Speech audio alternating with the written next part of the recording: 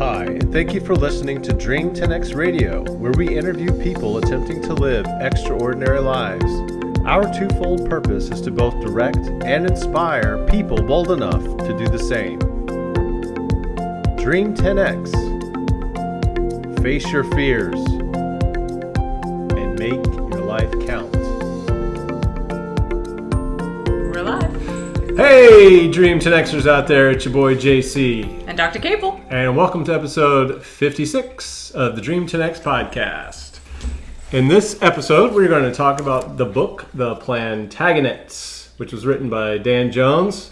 And I don't know if you've seen the show on Netflix, Great British Castles. That's a really good show. But he's the host of that show. And it's a really fun show to watch, learning about castles. But before we get into this book, I want to do a little commercial about our latest software product release that we just put out this week. It's called Viking Rose, and it's software for the frustrated Viking that helps you have fun while you do indoor workouts. And here it is running on an Android tablet as a progressive web app. And so we just got finished doing a rebranding from Nautilus Tracker to Viking Rose. And Nautilus Tracker software is now going to be our parent company, and Nautilus Tracker is going to be a purveyor of kick-ass software and content, whereas our first software product that we're releasing is Viking Rose. We also produce this podcast, Dream 10X, that you can find on dream10x.com. So please check us out. We would love to have you using Viking Rose. It's out there live now, vikingrose.com. Okay, that was an awkward transition. And go! The Plantagenets by Dan Jones. Great book, very easy to read, lots of fun, good stories, very exciting stories about the history of England. And it really all starts with the Battle of Hastings in 1066. You've heard of that in history class, right? Yeah. That was when William the First, or William the Conqueror, went across the English Channel from the northern France, which is the Normandy region, into England, and basically conquered England. And he was a Norman. William the Conqueror was a Norman, and the Normans were basically Vikings. So speaking of Viking Rose, we're talking about the start of the British Empire, the English Empire, British Empire. Before it was British, it was English, and it was really the whole thing with all the kings of England and all that really got started with the Vikings, because William I was basically a Viking. He was a Norman. So that, I think, is really intriguing. But the Plantagenets were actually, the House Plantagenet were actually the family line that reigned over England for 245 years. It's a long time. Following William the Conqueror's conquering of England. Yeah. So it all starts off, I'm not going to go through the whole history, but I just want to talk about my top 5 takeaways on how the Plantagenets maintained their power as kings and queens of England. And what were those 5 things that allowed them to remain, the House Plantagenet, remain in power for that 245 years? Yeah. That's a long reign. That's a long time. And what they accomplished during that time was really phenomenal. And it was really intriguing how they did it. So William the Conqueror comes in. He's now king of England. People challenged him left and right, and he defeated them all. And then one of his sons came to power. Henry I, became king. And his son, that he was grooming to be the succeeding king from him after Henry I, was they called him William the Eighthling. But he died in a shipwreck in transit from Normandy to England. Oh, wow. And so that kind of left the succession of kingship up in the air, and didn't know what to do. As fate would have it, Henry I had a daughter who married some emperor guy in Germany. He was a German emperor of something, I don't remember. And he died. And so Henry I said, hey, Matilda, her name was Matilda, you got to come back to England because I need to plan my succession, and I need you to help me to do that. Yeah. So he had lost a son, but now he had his daughter, and he wanted his daughter to help him because she had a lot of connections, being the queen at one point of an emperor. So he brought her back to England, and there was this guy in Anjou, which is a region of France. And if you come from the Anjou region of France, Anjou was a large swath, a big territory in what we call today France. And there was a guy there. His name was Geoffrey Plantagenet. And first of all, do you know what a Plantagenet is? I have no idea. A Plantagenet is the name of a yellow flowering kind of a bush-like plant. Okay. He used to wear that flower in his ear for whatever reason. Why not? He was a flower child. And became known as Geoffrey Plantagenet. Cool. And his father was King Fulk V. And King Fulk is a very strong name, I think. Is. It's kind of Hulk, Folk. I don't know. It's just a strong name. But one of the interesting things about Fulk V was he got tired of the Anjou region or whatever and wanted to be king in Jerusalem. So he left and became king of Jerusalem. Wow. And the Middle East, fighting and ruling in the Middle East was like a big pastime of these kings in Europe. Crazy. It was very odd. And so I'm still trying to assimilate. What does that all mean? Why do they love the Middle East so much? And I don't know if it was because of true religious beliefs at the time, or if it helped in their maintaining their power and control in some way. And so that one. I want to learn more about that relationship there with the Middle East. But okay. So anyway, Plantagenet, Geoffrey gets hooked up with Matilda. They get married, and now he and they eventually become the king and queen of England and begin the Plantagenet family line. Wow. So right there, it's like when it's interesting that the Normans are the ones who started the conquering of England. But then Geoffrey Plantagenet, who's essentially French, he comes from the French region, even though I guess technically he's not considered French since he's an Angevin, from the Anjou region. But I don't know, I consider him French. And so I think that whole thing is interesting. It's really the French who came and established this essential ways of allowing the Plantagenets to maintain power in England. The first one was castles and cathedrals. Castles. So castles was a technology, and it didn't really exist at the time until William the Conqueror went in and conquered the southern coast of England and then started spreading out. And they had the Motte and Bailey type of architecture at the time, which is basically just the sticks, wooden poles in a row, and then a kind of a moat and a hill with a keep on top of that, all made out of wood. But then that quickly evolved into making all of that structure out of stone. And those became extremely valuable offensive and defensive technologies for the military strategy and for moving out into the land and conquering more territory that way. Cathedrals also. So in building these large castles, a big part of that stone building technology went into the people's faith. And the result was beautiful cathedrals getting built alongside the churches.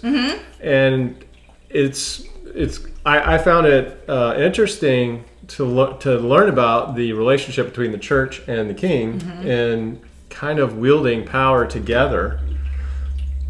Hearts and minds of the people kind of thing, because the people are important in establishing your power as a king over your dominion. And so the church played a very important role in that regard.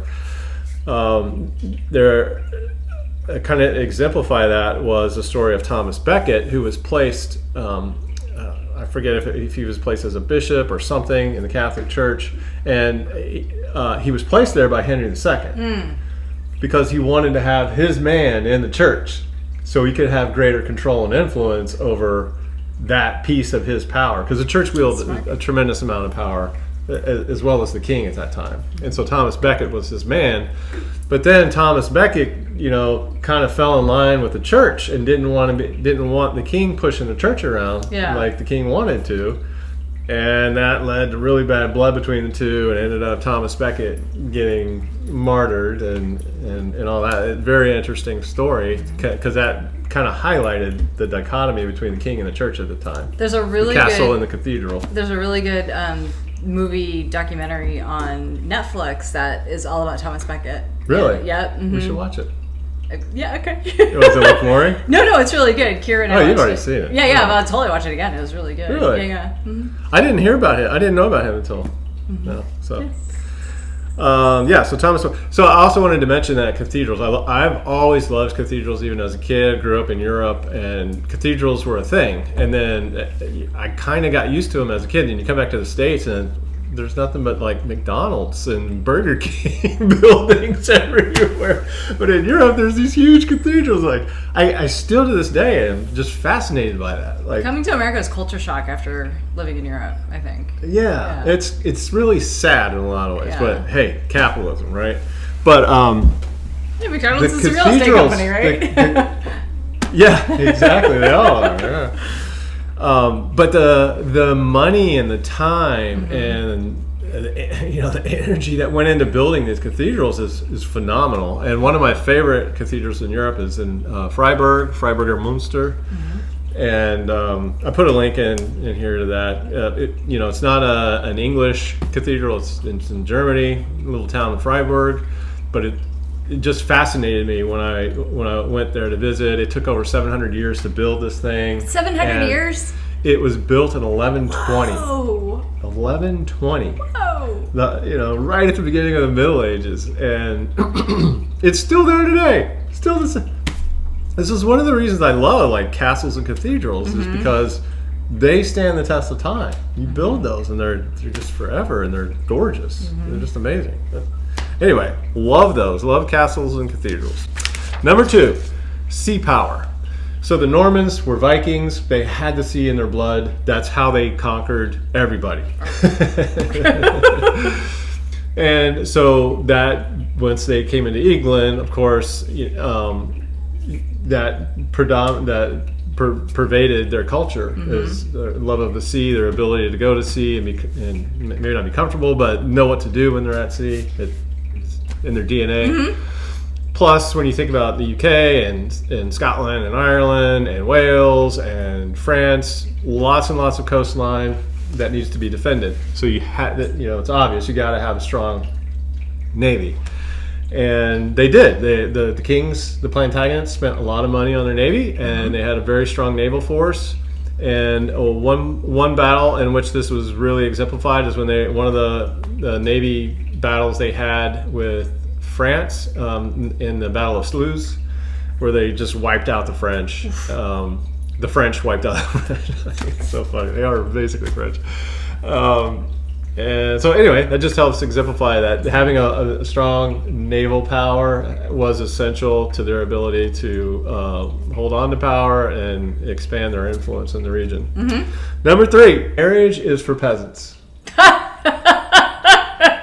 The Plantagenets did not marry for love. Interesting. I don't think one of them married for love. It was all about, who's this? What kind of girl does this king have over there? What kind of guy does this family have over here? And what can they offer me? It was all about the alliance through marriage and what was to be gained in that relationship. I guess we're peasants then. It's good to be a peasant. So there's lots of examples of that throughout the book. The kind of the sad thing is some of the marriages, some of the wives, and even the sons when they got married were in their teens. One girl was 12 years old, and she was now the queen to a guy who was in his 20s. I forget I think it was Edward gross. or somebody like that, but. You can't consummate the relationship, but you got a lot of land and power in the deal, so that's what matters, right? Yeah. So, love might be overrated. I don't know. Nah. Good answer. Royalty is about leadership. This is my 4th one. I got the order here wrong. 1, 2. Yeah, so 3, that's 4. 4. Royalty is about leadership. And so I was thinking about this. Well, so many people wish they were of royal line, you know, so they could say they were related to a king or a queen. But I got to thinking about that there's so much more to that we don't really understand. Yeah. To be a king and a queen or a queen required a lot of leadership ability, the intelligence to wage war, the intelligence to know what people were telling you, and the wisdom to discern, you know, am I being manipulated or not? Yeah. Or what's gonna happen to me if I follow their And at 15, advice? how did they even? At 15, well, they were being groomed, constantly being. If you had an heir, you were being groomed. Yeah. If you had a male heir, especially, you were being groomed. That was your raison d'etre. That was why you were brought into the world, was to someday become king. And so from that very point, you were being trained and raised in that. So it was part of your DNA. So that was just maybe a minor nuance there, but it's just like breeding a dog or an animal to have certain traits. Royalty was bred to have certain traits. So it's not just being related. You're being bred to be a certain kind of human, to be able to lead your troops in battle, where you could die, but it's part of who you are. It's part of what's expected of you, is to lead your people into battle and to win. Yeah. That just kind of blows my mind just thinking about that. There's a lot involved to being royalty, and I don't know if I'd really want that responsibility. Okay. And 5th, and finally, I'll say that the people of the realm mattered to the king and to maintaining, and the queen, and in maintaining power. And you need to treat those people decently. Otherwise, your grip on power is going to erode, and you're going to lose it. That's just like in business. It's like that. It's like a law of nature. It's a law of the universe. You can't ignore the people that you're governing, and you have to take care of them. And I think it was King John who was one of the ones. The Plantagenets started getting more and more power as time went on. And as they became more and more successful, they got drunk with their power and thought they could just do anything, and that the church didn't matter, and that people didn't matter, and their law was the law of the land. And so it took a lot of struggle for the people and the church and other powers in the kingdom to kind of say, hey, there has to be a contract between royalty and their subjects and the realm, to govern behavior, because you can't just run roughshod over it. You can't just tax people to death. You can't just. They were taxing the Jews like crazy because they had the money. They were taxing feudal landlords like crazy, and people were just getting oppressed, and they were throwing people in jail without any trial. Help! I'm being oppressed. No, this is real oppression. They were killing people without, the king could just off with your head for no reason, without any trial or anything. It was really bad. So what happened was the creation of the Magna Carta, which was basically a constitution. It was a contract between the people and the church and the king, and said, hey, this is the way you have to treat us. This is how our relationship needs to work. This is a law of the land. And the king railed against it and said, no, you can't tell me. And it took a long time for the Magna Carta to actually get some teeth and to actually work. But it didn't go away.